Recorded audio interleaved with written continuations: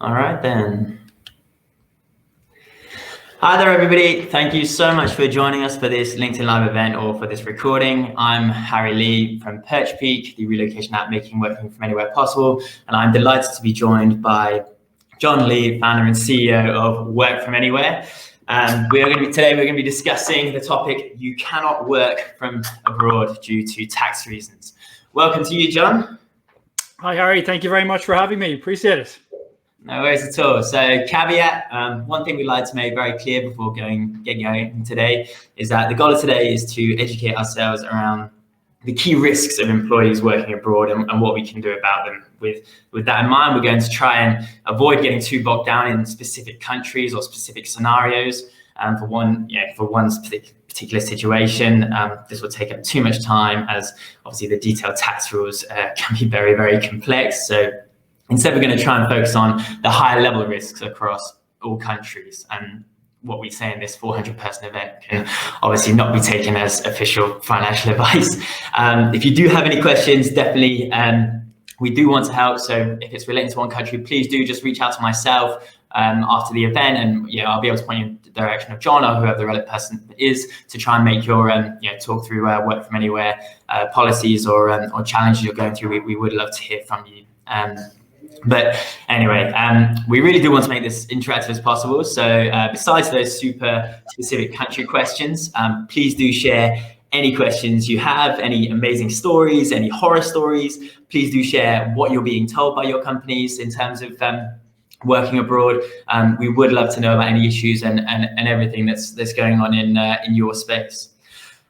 So without getting any further, let's talk about working abroad. A recent study conducted by Topia, a human resources technology company specializing in global talent mobility, found that 79% of employees would consider moving abroad.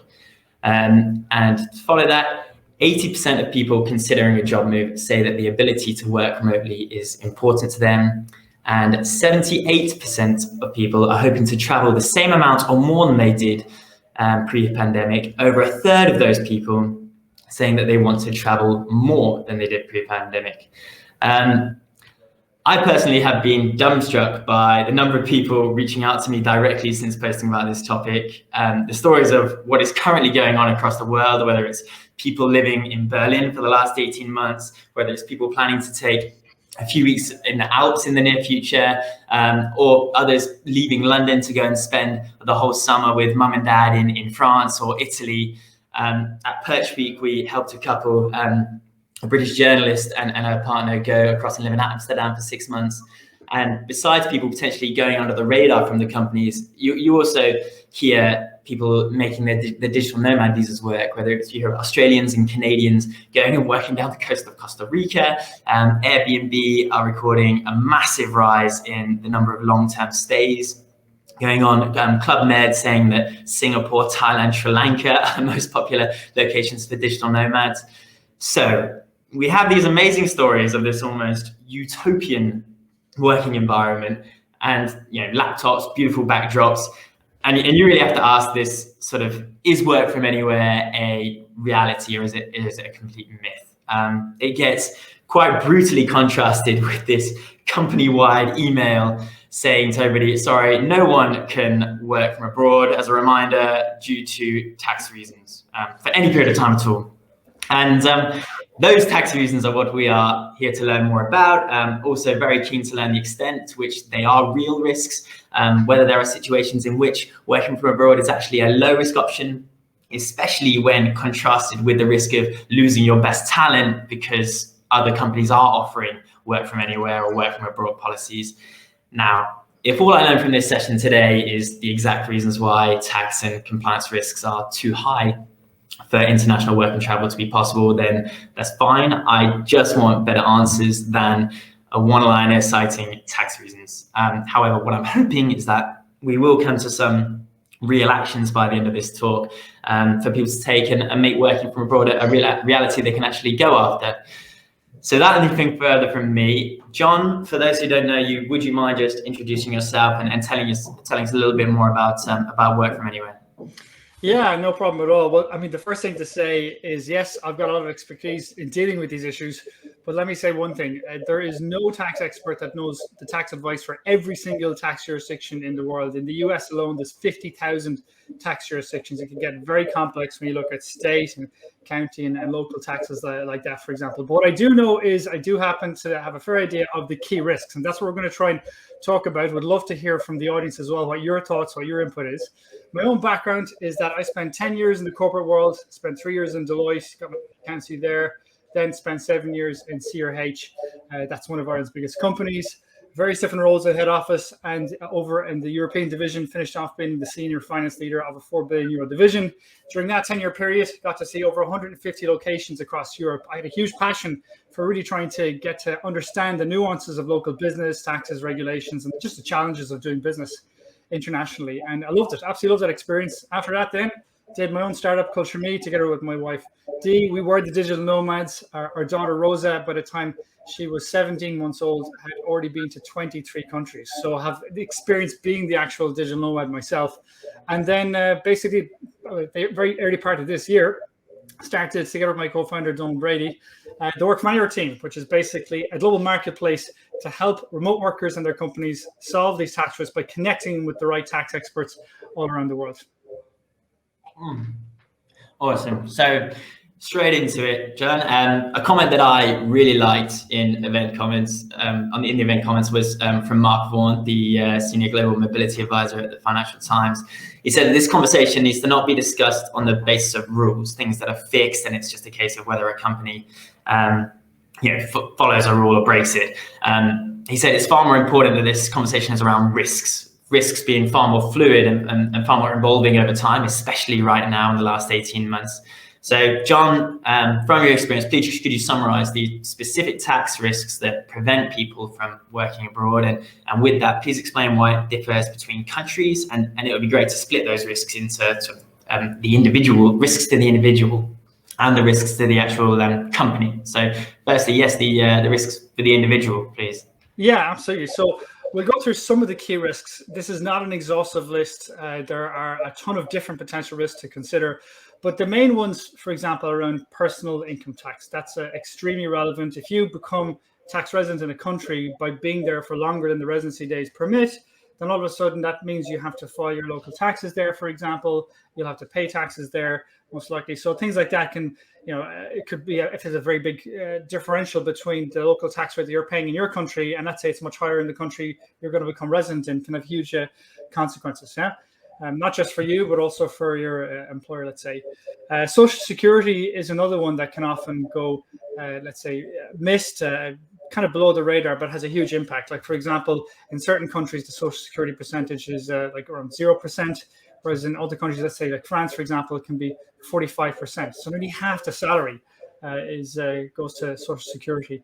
And that can be, administrative headache as well, dealing with that. So your benefits that you acquire by paying into Social Security pot over many years, you could potentially lose them if you don't get that right, let's say. So that's on the personal side. Employment law as well, the rights that you have, like the holidays that we can take, the number of days holidays we can take is dictated by the local employment laws in many cases, unless your employer is going above and beyond them, as well as, for example, things like your redundancy rights and many more. So they would be some of the key risks to watch out for on a personal side. On, let's say, the employer side, there's a bunch more to consider as well.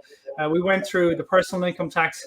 If you become tax resident, that has a triggering effect for the employer as well. Now, all of a sudden, if you're resident in that country, what does that mean? Do they need to set up a legal entity or not? How will they deal with the compliance reporting requirements and whatnot?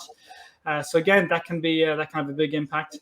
What you also have, again, Social Security, exactly the same. For the employer, will have a number of filing requirements that may need to be looked at as well. And then on top of it, then you've got things like, for example, employment law, like redundancy, massive impact. If you're, let's say, in the UK versus France, the redundancy package that an employer would have to pay out would be many multiples in France versus the UK. So that's one to watch out for. And then you got things like, for example, in the corporation side, permanent establishment risk.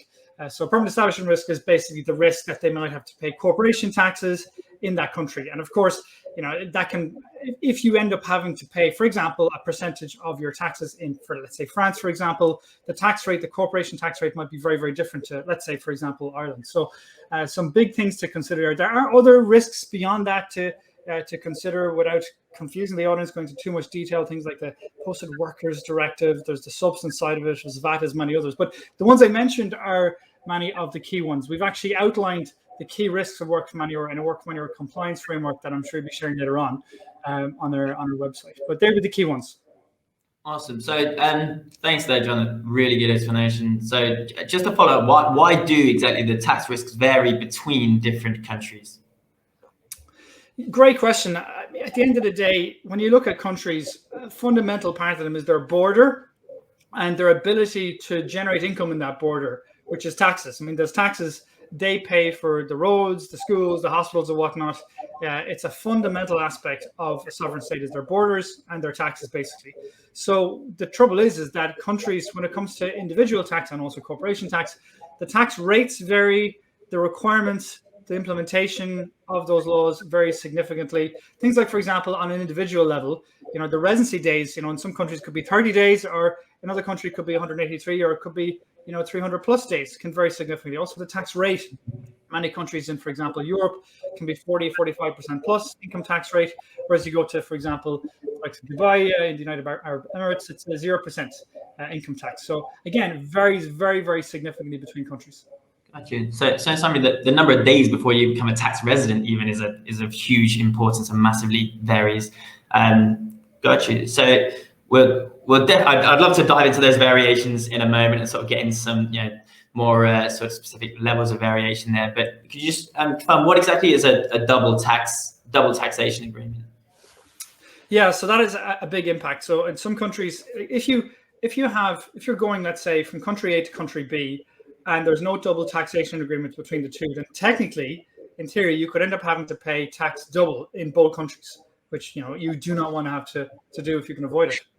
And so double taxation agreement, when there's agreement between those two countries, it basically means that you have to pay taxes in just one country. They have an agreement to say, okay, under these circumstances, then this country will be able to, let's say, take the income or charge the taxes, let's say.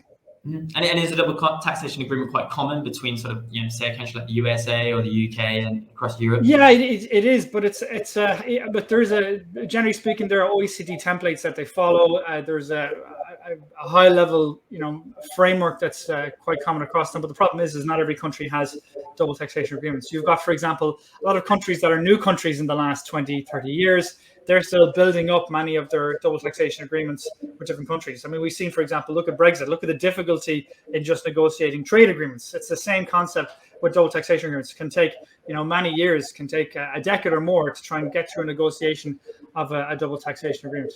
Gotcha. Okay. And taking a step back, with respect to these risks that you were talking about, and if you say got the policy wrong, or I've heard about a few people sort of flying under their radar from that, not even letting their company know that they're traveling abroad and working from a remote destination.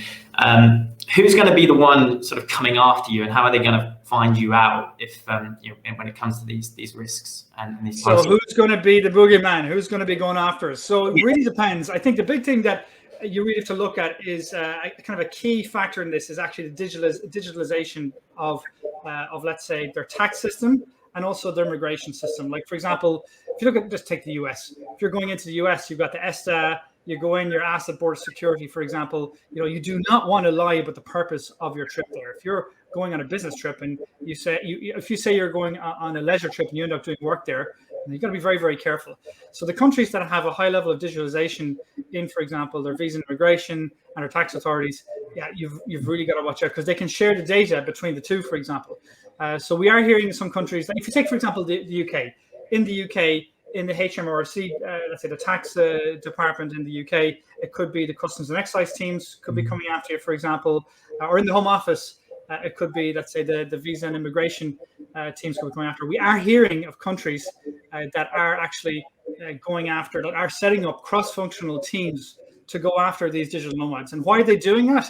Because it's a huge, digital nomads pre-pandemic were a small percentage of the world's travelers. But obviously with the explosion of remote work, they're going to be a much bigger movable feast. They're going to be a much bigger tax base. So the countries that are losing this are going to want to watch it. And the countries that are seeing these come in are also going to want to be watching it. If it's all a case of just sharing data between two departments, well, then it makes a lot of sense for the companies or the countries to invest the resource to go after it. Gotcha, absolutely. So there definitely is a risk, if this is done incorrectly, or if tax is not considered at all, or you fly under the radar. However, we definitely do see a number of companies really starting to go after this work from abroad policy and really making it possible. You look at Spotify, that you can work permanently from wherever they have an entity. Revolut, you can work, they said you can now work 60 days from almost anywhere in the world, as long as they can get the right to work in their destination of choice. So somebody storage, they talk about Chiara Baroni, PR and communications manager for DACH region, is temporarily working out in Tenerife, Spain. Hansel Oremunu, fin crime analyst in Krakow, is now working with his parents in their Costa Rica home. Wen Chen, their recruiter, is planning to work from Hawaii rather than Singapore. Some more sort of big names going out there. Ocado, you can now work 4 weeks from anywhere. Their chief executive, Tim Steiner, was working from his parents' home in the Bahamas. Shopify, permanently, you can work from wherever they have an entity. Amazon, 4 weeks from anywhere, if it's their home country. These guys are not exactly little fish. They will have had to do serious risk analysis. So why are some saying work from anywhere and others none? And how are these companies making it happen? And how do they think that this risk is tolerable to them? Have there been any issues so far? Well, yeah, I think if you look at this, I mean, let's take the example of Google. Going back into the 90s, they decided to invest a lot in their physical environment. They had the nice offices, the fantastic lunches, the bean bags, the ping pong tables. And the reason for them, was very simple. Because if you take the Netflix company culture, there's a document online you can take a look at. But basically, for highly creative industries, the most productive employees are about 10x the productivity of the average employee. Whereas in traditional industries, the top performer is maybe 2 to 3x the productivity of the average employee. So for those creative industries like tech or entertainment and whatnot, the top talent, getting them comfortable, offering them employee benefits, it's absolutely worth it, because it'll pay itself back, from an ROI perspective many times over. So, every company's got to take a look itself and look at its own work from anywhere risk benefit matrix and see what is the ROI of work from anywhere. Ultimately, how are they doing it? Well, first of all, the companies that are announcing work from anywhere policies, there's a common themes that you see. First of all, almost none of them are in heavily regulated financial industries. Why? Because in many cases, those roles have to be kept within the country. Almost none of them are in, fixed location entities like manufacturers, for example, because you can't lift a factory, work from anywhere over to another country. It just doesn't work like that. So they're very, very mobile workforces, and they're also in a battle for talent. So if you're in a battle for talent, especially for creative talent, then it is absolutely worth at least assessing, can you bring in some limited form of work from anywhere? What I would also say is what's also common across all these companies, not one company in the world that has announced work from anywhere has said, okay, work from anywhere, go do what you want. That's not been the case. Everyone that's announced a work from anywhere policy have put in place a robust framework and have had approval levels and thresholds. So for example, if you do want to go and work from anywhere, well, you've got to go through your manager, they have to go through their HR or whatnot. And I think we've also got to remember, when we talk about work from anywhere, it's not like it's a new concept. We had it and we just called it under a different name before. It was called business travel and expats. Business travel was serviced by the travel managers and the travel management companies. With expats, they were serviced by the global mobility providers as well. What's a little bit trickier with work from anywhere now is we have, first of all, a lot more people asking for this, for example, compared to traditional expats who are a small percentage of the company. And secondly, what we also have is a different risk environment, in that you've got somebody going for less than 14 days, which is a typical business traveler profile. They're much less of a risk compared to somebody going for like 3 months to, for example, Bali.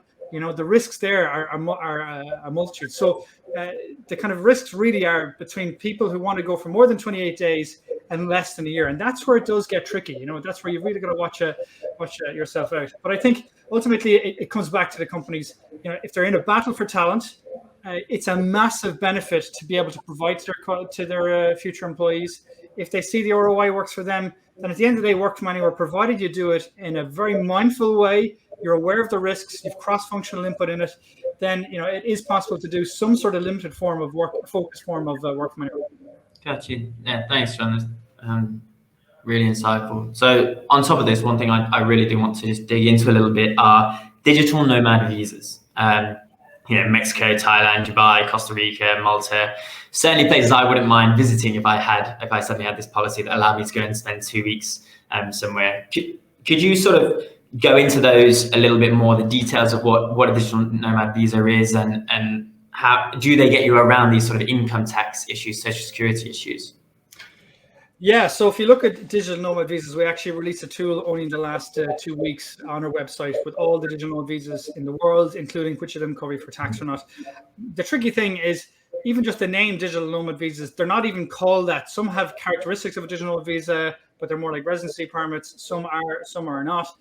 The big thing with the digital nomad visas, to simplify it, and maybe oversimplify it a little bit, is that some cover you for income tax, some don't. So you take, for example, the Barbados welcome stamp. You can go to Barbados for a couple of months, for example, and you won't be charged income tax there, for example. You might have to pay income tax in your home country, depending, for example, but you won't be charged in Barbados. And the reason is very simple. For these destinations, they've lost a lot of the traditional tourists who might come from a cruise passenger, for example, or might be somebody staying for a week. But if you look at from a destination perspective, a digital nomad visa is worth, at least 5 to 10x the value to a local destination in terms of their spending that they do compared to a traditional tourist. So for them, it's absolutely makes sense for them to sacrifice the income tax receipts that otherwise get if they can use the digital nomad visa as a marketing tool to bring people to that destination and spending in that local economy. But again, coming back to it, with the different digital visas, some cover you for income tax, some don't. So you have to know which ones do or don't, for example. But the short answer is yes, for income tax, they do cover you. There are other tax aspects you've got to watch out for. You've always got to consult beforehand. You can't just go and apply for one and tell your employer. You've got to make sure whatever you do in the work manner that you consult, your own manager and the HR team beforehand. Mm-hmm. So what you're saying is that while some countries will always, they'll always be extremely difficult. They don't have this sort of visa, but if you do have the right visa, digital nomad visa plan, or a significant double residency visa, residency agreement between the countries, you are looking at a very real possibility of making that work from abroad happen. Yeah, exactly. And I think one of the biggest things for us in Europe, we're very, very lucky with the freedom of movement within Europe. There are certainly compliance requirements that you've got to be mindful of, no question about it. But we have a greater degree of mobility and freedom in Europe, which certainly does help us. But aside of that, outside of Europe, you've got the likes of these digital nomad visas, which are very attractive, but also digital visas within Europe as well, which are very attractive from people outside of Europe looking to come visit Europe. 100%. Got you. Cool. It's getting sort of quite exciting and quite tangible. Now, let's say you wanted to play it super safe. For example, Impala Travel, who Perch is actually part of their relocation benefits system, where they can now move and work from wherever they want in Europe, as long as they sort of are online between sort of 10 and 3 p.m. Now, they're using employers of residence or employers of record. Apologies. Would you mind explaining how employers of record work and why there may be extra safe options for working from other countries? Yeah, so employers of record are certainly a very important part of the puzzle here. So typically, if you're looking to go abroad on a move for, let's say between 6 months and 2 or 3 years, and your employer doesn't have a legal entity in that jurisdiction, it can be very costly to set up a legal entity for tax and compliance purposes. So sometimes the answer for your employer will be, no, we don't have a legal entity, we're not doing it. But it's fair to say that employers of record can be, in some cases, a very good solution here, because you can basically you can be employed on that employer of record. So that employer of record has a legal entity in that country. They know the employment laws, for example. You can be employed there, and that can help solve the employment law and the income tax issue for the employer.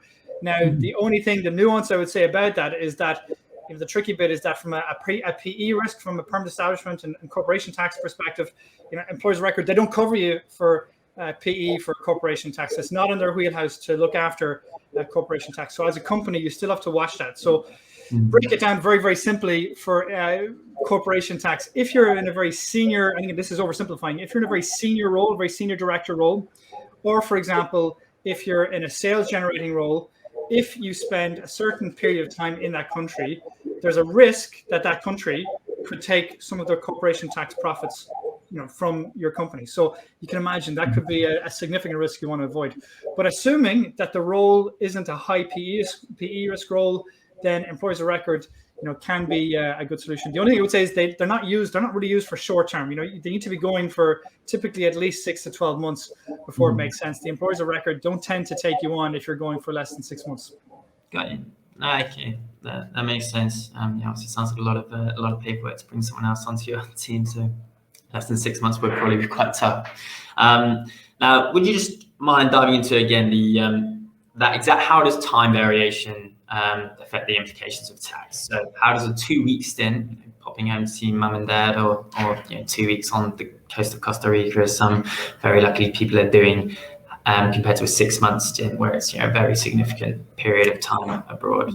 The time has a massive impact. So certain jurisdictions, literally from the day you start working there in that jurisdiction, you have certain filing obligations or certain, let's say, reporting obligations. For example, you see, for example, in Europe, with Social Security, Posted Workers Directive, different things like that can come in.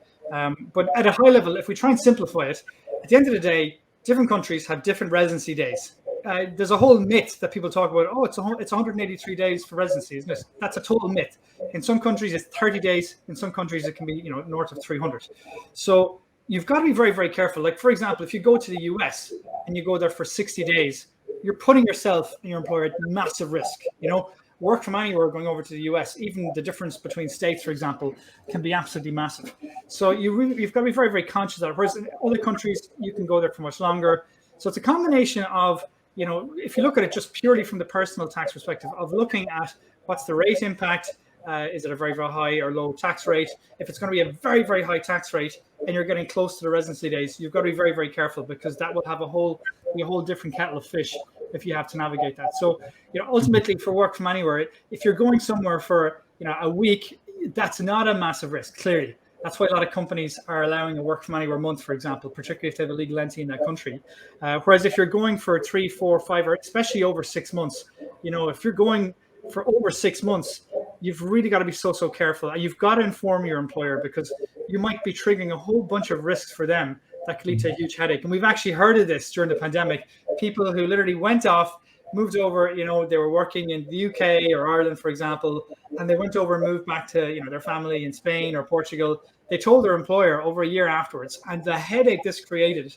There's global mobility leaders we've been speaking to. I've got lots of examples like this that they were told afterwards, which is just, you can't imagine the headache that this is to try and unravel if it ever happens. Gotcha. No, fair enough. So that's something I would actually love to go right into. I think a lot of people watching this would really, if they're going to get one thing out of this talk, would be to come away with some very sort of tangible bite-sized steps as to how their company could move towards a certain level of very low risk working from abroad for some countries.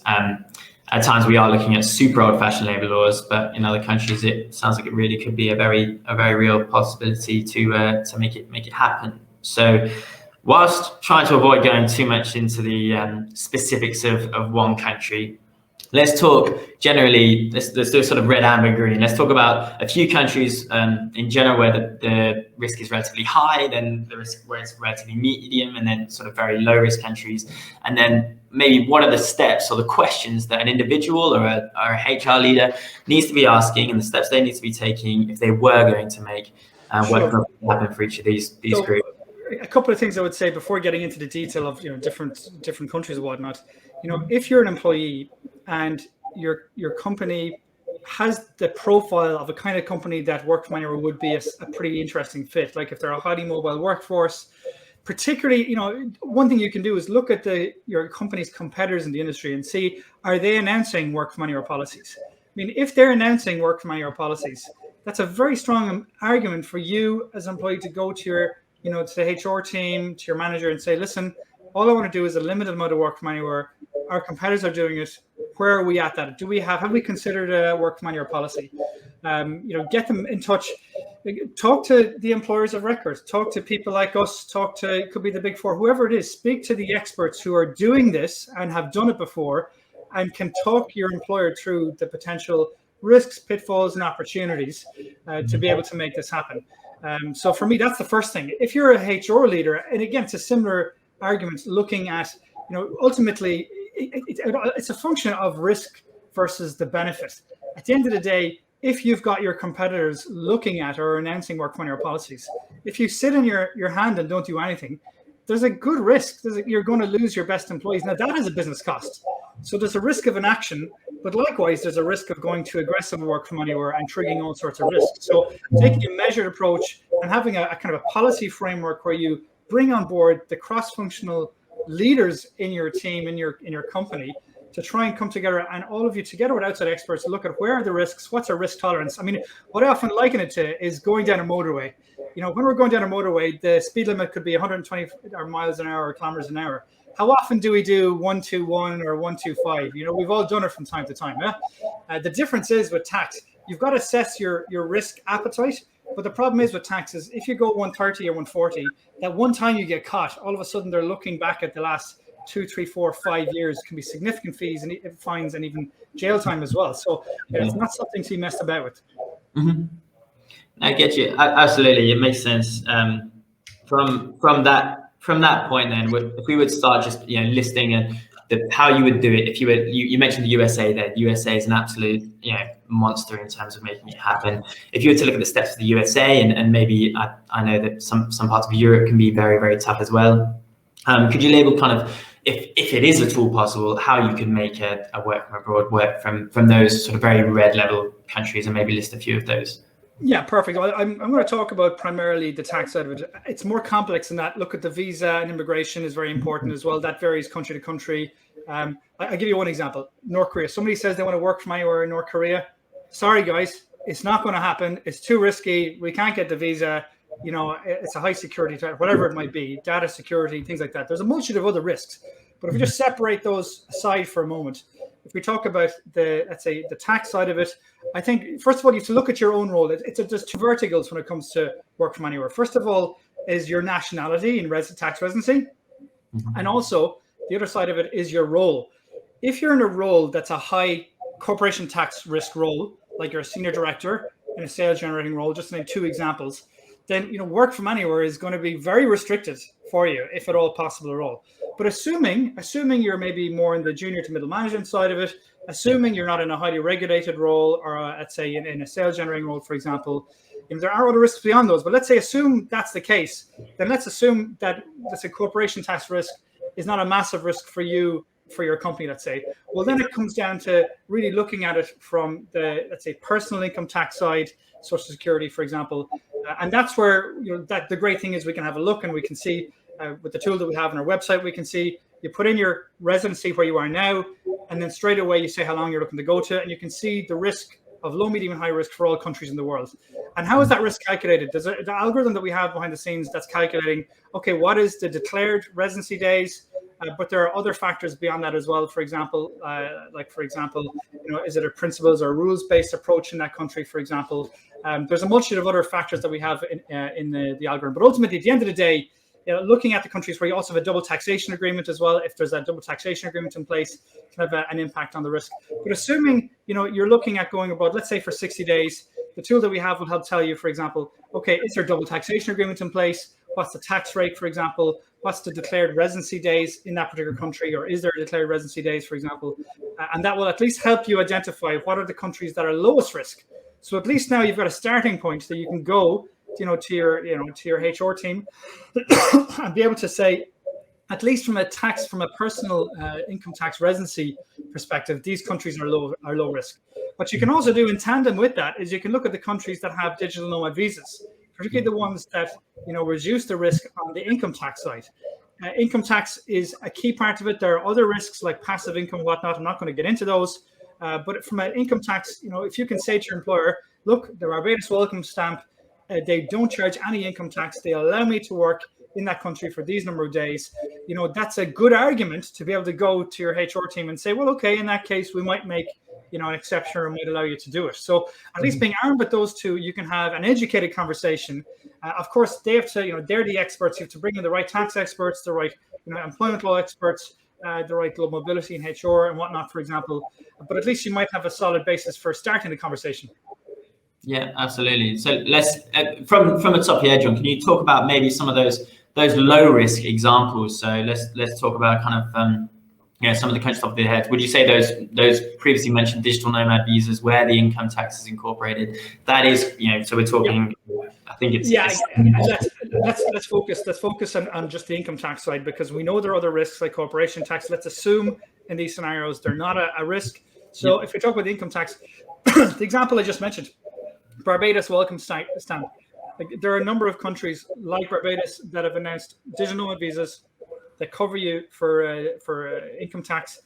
Certainly something to worth looking at. They have certain restrictions. You have to be earning a certain amount of money, for example. There are certain conditions that you have to be able to do it, and you have to pay for the actual visas as well. But they can certainly be worth a good look. Things like, for example, looking at countries like, for example, look at Dubai. Dubai has 0% income tax. There's a lot of digital nomads. There's a lot of people, remote workers looking at Dubai. The tricky bit is maybe if your employer doesn't have a legal entity there, that can cost a lot of money, for example, to get set up. Or maybe it could be the option of, looking at an employer of record, for example. Or maybe it could be the option that, you just go for a shorter term. Again, it comes back to the amount of time that you're going abroad. If you're only going for 2 weeks, that's a much easier argument to make to your employer than to say to your employer, I want to go for 9 months. Other places as well, like Portugal and Spain as well within Europe. So if you're from the UK looking to Europe, I know after Brexit there's some nuances and some additional barriers, let's say, to deal with. But certainly if you're looking at Portugal and Spain, like for example in Startup Madeira is a very interesting program as well that's becoming more and more popular as well. So there's lots of these kind of communities building up combined with the tax side of it that are certainly worth a look. If you look at the likes of Portugal and Spain, the residency days are 183 days, for example. It's not as simple as just looking at the residency days. There's other factors as well. But they would be some of the places to certainly have an initial look at to start off. Gotcha, absolutely. And if you were going for external advice for those other areas, obviously, corporation tax, I think we're fairly clear is, you just need to make sure you're not, if you're not too senior a person, you can often, without being strict financial advice, normally you can be in quite a good place and discuss that with your employer. Then you've got the income tax risk, which can be done. You're very much a tax advisor and such, and looking at things like these income tax agreements under the digital nomad visas. Where would you get the sort of final pieces of information to? Okay, well, the first thing I would say is don't dream on ever relying on Google or anything like that. I'm sorry, the difficulty with tax is you've got to be a local expert in it. You've got to know the local tax and employment law, for example. Anything you see on Google, you might get some ideas and a bit of a direction, but you just can't rely on it. You've just got to go to the professionals. But I think if you are keen to really look at working from anywhere in a particular country, let's say if you are looking to move abroad permanently, well, then that falls into the expat kind of package. So companies do expat packages, for example. You could see if you're eligible. That's a policy that's already been existing in many different companies as well. If you're just looking to go abroad for maybe 2 to 4 weeks, again, that's something that is lower risk for the employer. That's something that it's certainly making an argument of. The tricky bit is if you're looking to go for maybe 2 to 3 to 4 months or maybe 6 months, for example. Again, that is something to look at. If you wanted to, you could get proactive tax advice to see if it is possible, at least on a personal level, to give your employer some kind of reassurance, for example. But very often you'll find your internal HR, global mobility teams, they will be helpful, at least giving you a direction of what the existing policy is. Gotcha. Okay. And so onto that, so some examples just to throw them at you. This may be too so specific and tough, but let's throw one at you. Italy, visiting family, 2 weeks. What would your it's an Italian person. They want to spend 2 weeks back at home with mum and dad. What's going through your head in terms of the steps that person would need to take? Okay, well, so 2 weeks. What helps is that in the case of Italy, it's within Europe. The steps you're going to have a look at is, again, go back to your internal policy, see does the company have, for example, legal entity set up in Italy. That should be something you'd be able to check, for example. The residency days in Italy, 183 days. But, at the same time, it's more complex than just personal income tax, for example. But certainly that is a place. The European countries, typically a lot of the UK companies have operations throughout many of the countries in Europe. So 2 weeks. 2 weeks, it should in theory be possible. You're not going to set off any corporation tax risk by spending 2 weeks in a country. You're not going to become tax resident, in 2 weeks in the country. There may potentially be some filing or reporting requirements to mention. But look, at the end of the day, we've had business travelers pre-pandemic going for a week, 2-3 weeks, all over the place.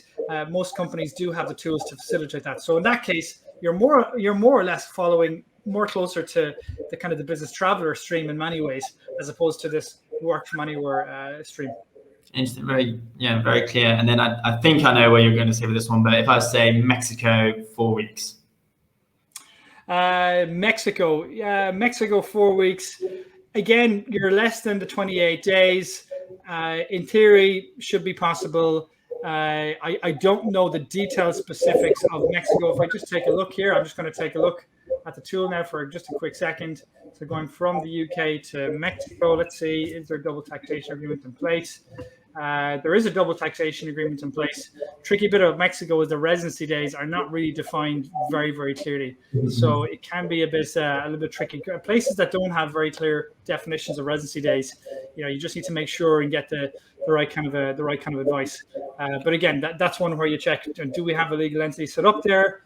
Have we facilitated business travel there frequently? Probably have. You probably could push it. And to be fair, a lot of companies are announcing work from anywhere months, where they allow employees to work from anywhere for a month at a time, a year, for example. So, in theory, other companies doing this, it shouldn't be a huge barrier. Brilliant. Very, very clear. Just for the record, John's tool, if you do want to do that little bit of research, it's at wfa.team. It's a very cool little widget. I've played around with it myself when I'm not doing real work. As HR managers get more and more pressure to be able to offer remote working opportunities, obviously, what advice can you give them to support people for these less than 1 month stints, for 6 month stints? These guys are going to have to start managing a lot of people with a lot of requests. How do they try and sort of systematize? Yeah, well, the first thing to say is I've got huge admiration for everyone in HR and global mobility and beyond facing these work from anywhere challenges. I mean, it's just gone something that's accelerated so fast, and it's gone from being a pipe dream 6 months ago or a year ago to being something that a lot of companies are now seriously assessing. Not everyone is doing work from anywhere. It doesn't fit every company. It doesn't fit in with their own risk assessment or the ROI. Might not make sense. But for the companies that are being proactive about this, I think they're going to have an edge in the battle for talents, particularly if they're in industries that are very highly mobile and have a high competition for the top talent. But if you look at the let's say, from talking to the different companies that are implementing this, what are the common things that they're doing? Well, first of all, we talked about having a very strong framework in place, having a policy that they know might change as it evolves over time. For example, getting input from all the different functions so that they have a strong cross-functional input into the policy. But the kind of things that they have that are kind of key foundations of it is you're looking at the personal income tax and social security. What's the framework for that, for example? You're looking at corporation taxes and permanent establishment, establishing, what kind of roles are, does work from anywhere more suit or not, let's say, and for what kind of roles do you need to get extra level of checks? Immigration is an obvious one. You have to make sure and get your visas in place. A lot of companies already have had that, for example, with business travel and the likes of the expats, but making sure you cover that as well. Because again, look at the visa side of it. Digital nomad visas, they're a new kind of visa. We haven't really had them before, to be honest. They're a new type of visa. So then equipping your immigration policies for that is obviously very, very important. Employment law as well, absolutely critical. If you have somebody going, to the south of France for 6 months a year, and all of a sudden they become, entitled to French employment law, all of a sudden can be a real, real headache. So you've got to really watch out for that and taking care of that side of it. Insurance is another aspect as well. So if you look at insurance, typically with traditional travel insurance, that's typically covering you from travel insurance in case your plane is delayed, or for example, the health insurance side of it as well. But from work from anywhere, you're now actually going to be working in a different country. So you kind of have that work insurance side of it as well, which you've got to watch out for as well. It's got to be catered for. So, there's lots of good companies like Insured Nomads, many other Safety Wing and beyond as well that are catering for that. The talent management side of it is critical as well. Talent management and benefit side. I mean, work from anywhere is a key employee benefit. I mean, starting with surveying your employees and asking them how big of an employee benefit compared to others would work from anywhere be. The data we're seeing back is that other than pay, work from anywhere is the biggest employee benefit for an awful lot of employees. So something to watch out for there. But then also, for example, data privacy and security, for example, if somebody's laptop is stolen or key employee data or key customer data is stolen while somebody was working, on a laptop beside a beach in Thailand, what does that mean? And how do you safeguard the security of your data and the integrity of it? So, covering, there'd be some of the key ones. Of course, there are other ones that I haven't mentioned as well. I don't want to keep you guys here all day as well, but there would be some of the aspects that we've mentioned in the work from anywhere compliance framework that we publish on the website. Awesome. Yeah, very clear. Now, something I also have to say at this moment is that I really do sympathise for the HR leaders and managers at this stage. It's something that's I can't imagine is very high up on the HR job spec is sorting out the whole mobility system of your employees. And you can understand why they would put down blanket rules, because therefore you treat everyone equally, you mitigate all risk, which is massive. And that's fair enough, but that does now have to be paired up against, as you say, John, this risk of the talent risk, which is, some people will look at other companies and raise an eyebrow and go, I would like to spend some time in that other place. I think another point as well, which is very important as well, is I'm just seeing the comments come through as well. Feel free if there's any of the questions you want to give me as well at any stage. Mm-hmm. But if you look at this point here in IR35, this is an important one to mention, because some companies, what they do from work from anywhere, when an employee says, I want to work from anywhere, is they say, we're going to make you a contractor. So you will no longer be an employee and you become a contractor in this other country. In theory, that sounds great, but the difficulty from an employment law perspective is misclassification. So, for example, if you're a contractor and you're working for just that one company for a long period of time, all of a sudden, you're in substance an employee, even though the contract says contractor company. It's in fact employer-employee relationship, which makes a huge difference in terms of the benefits, for example, social security deductions, other deductions and whatnot, for example, that we've got to watch out for. I also see IR35 as well for people in the UK. If you have a contractor working in the UK, IR35, as people might already know, it's a law that basically more or less pushes contractors to become employees, basically, of the companies. You can be a contractor in the UK, but really there's a lot of heavy lifting that's required to demonstrate that not only is the legal nature of the contract a contractor company, but also that the operating of that in substance is also a contractor company relationship. Got it. Brilliant. And another coming to you, is there not a concern if an employer works with client data in other countries? We're looking at government and privacy laws. Well, yeah, there absolutely is. I mean, you look at, for example, GDPR. You look at the how onerous some of those regulations can be, or, for example, in the US, you've got just take, for example, HIPAA. That's one of the health data laws that are there. For example, some of those are financial regulation as well. Some of the laws around that, data security, incredibly important. So that could be, for some companies, it could be a key risk. It's going to be a risk for every company, but for some companies, it's going to be a major risk. So I think 100%, it's one to keep in the back of your mind. Awesome. And guys, please keep the questions coming. Another one here from Liam Ernescu. How about rights to work, e.g. immigration, citizenship, etc.? How do you manage that? Yeah, absolutely. So the tricky bit with visas is that not everyone from every country can get a visa in every country.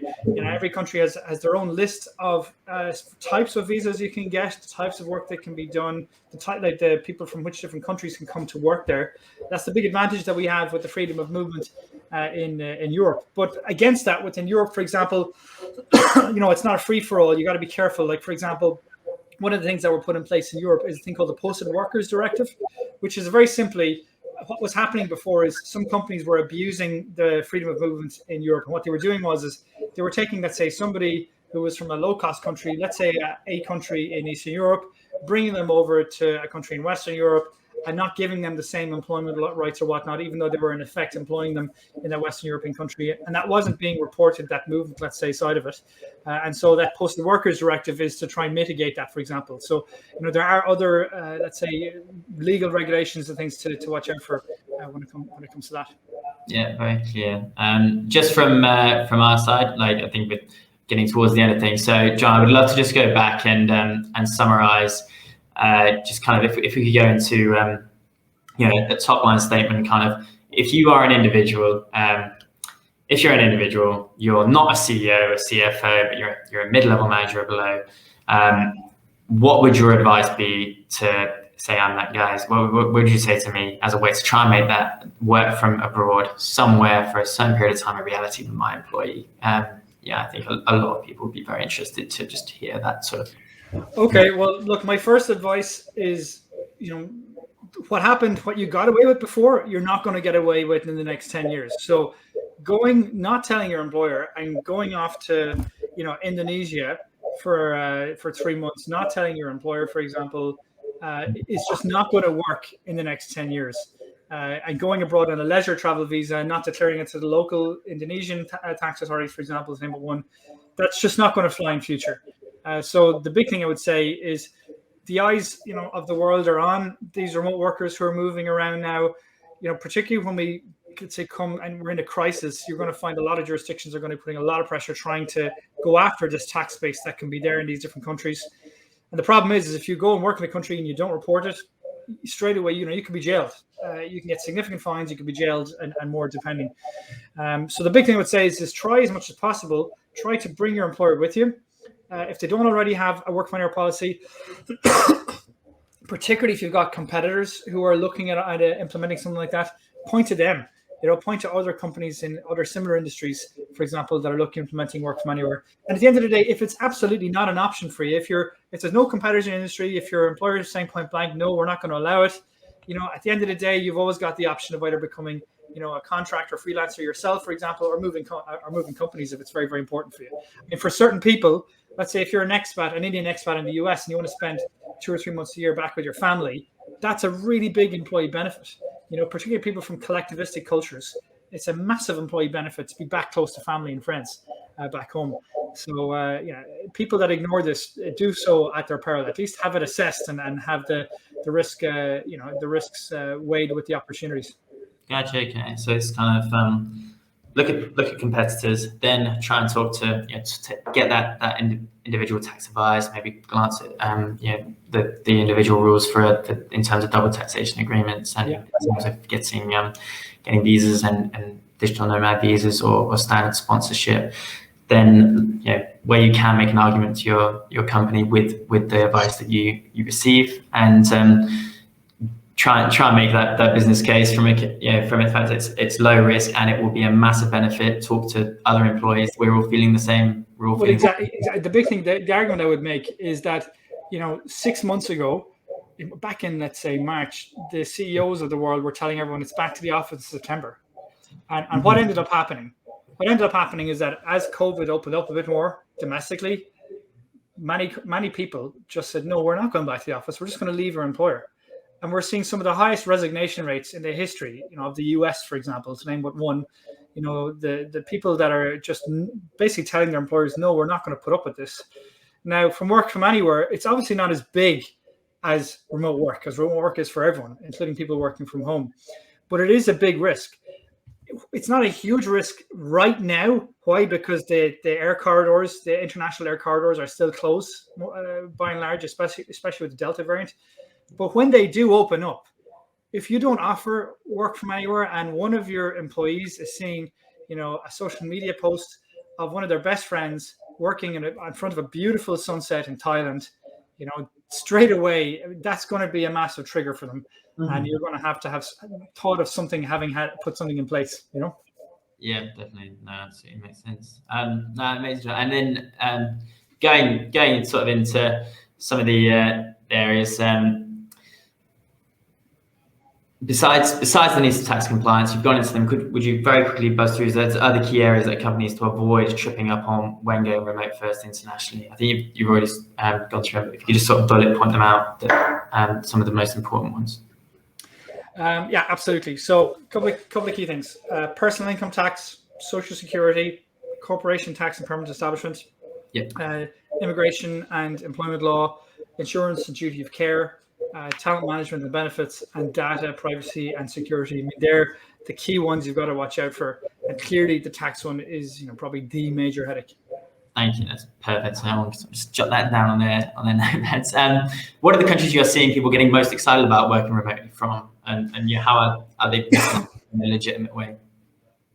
Yeah, so I think great question. I mean, certainly the Caribbean countries look amazing.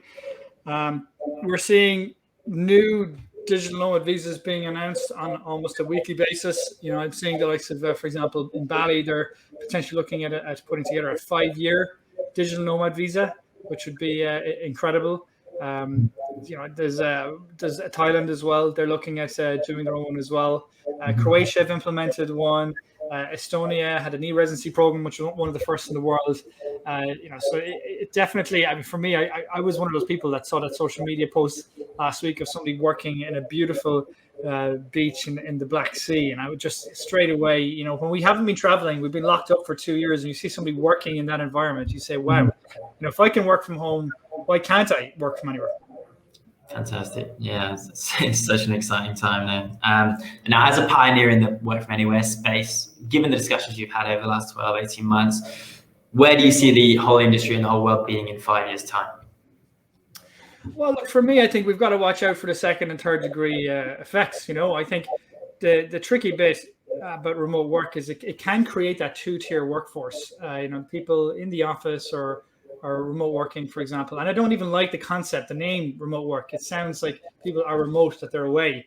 In many ways, I think transitioning to one, if you look at Laurel Furr and many of these leaders in this space, and Darren Murphy and many others, for example, Rowena Hennigan, they talk about having one culture, one approach, one way of working that's not focused on the hours that you're working, but on your output. That's not focused on where you're working, but on how you're doing it and the results that you're getting. But if you look at the second and third degree effects, I mean, we have got to watch out for the equality side, that it's not just people from rich countries being able to do that digital nomad journey, let's say. We've got to watch out what are the effect, for example, on our tax base. What we want to avoid is the whole multinational tax journey, the corporation tax journey, where it was a race to the bottom. There's going to be a degree of unfairness and inequality if all of a sudden we start every country offers these digital nomad visas to attract these highly mobile remote workers. They pay 0% income tax, and the locals, are the ones paying taxes to help fund the infrastructure that the digital nomads are enjoying. So, there's a couple of things like that we've got to watch out for. But me personally, a big picture, I'm extremely excited because I love to travel. My daughter being to 23 countries, that for me is the biggest gift I could have given her. She can do the Thai greeting already, and it's like been 2 years since we were in Thailand. I'll never forget the last day I picked her up from the creche. I shed a tear. It had such an impact, having my little daughter experience that other culture and seeing the love that was given to her in the 6 months that we were there. So for me, I'm excited about the opportunity. I feel travel breaks down barriers in the world. And I think the more people that can access the beauty of work from anywhere, I think the tremendous potential it's got for all of us in so many levels. So I think if we manage the downside, we manage the risks, I think it can be very, very exciting. Oh man, totally. What a great way to summarize. So I think that's probably all we've got time for. See, we're down to the last minute. I have definitely learned a huge amount about a lot of things that I definitely a couple of years ago wouldn't have even considered thinking about. You don't know what you don't know. John, thank you so much. Everyone that's watched, massive thanks, and thank you so much everybody for the comments and the questions on there. It's been so good to get so much involvement from the wider community, and there's so much interest here. In the meantime, if you have any further questions, more specific examples, in particular about creating that work from abroad, work from anywhere strategy, or about the tax implications of it, please do just reach out to myself. I'll be able to put you on to John or the relevant parties as will fit to try and get that ball rolling. So yeah, would love to hear from you. Just reach out directly to me on LinkedIn. Otherwise, thank you so much for joining us, John. Thanks again, and yeah, hopefully see you all again soon in what's obviously a very, very exciting space and definitely an ongoing discussion. So cheers, thank you. Thank you very much. Appreciate it, Harry, and thanks for all the questions.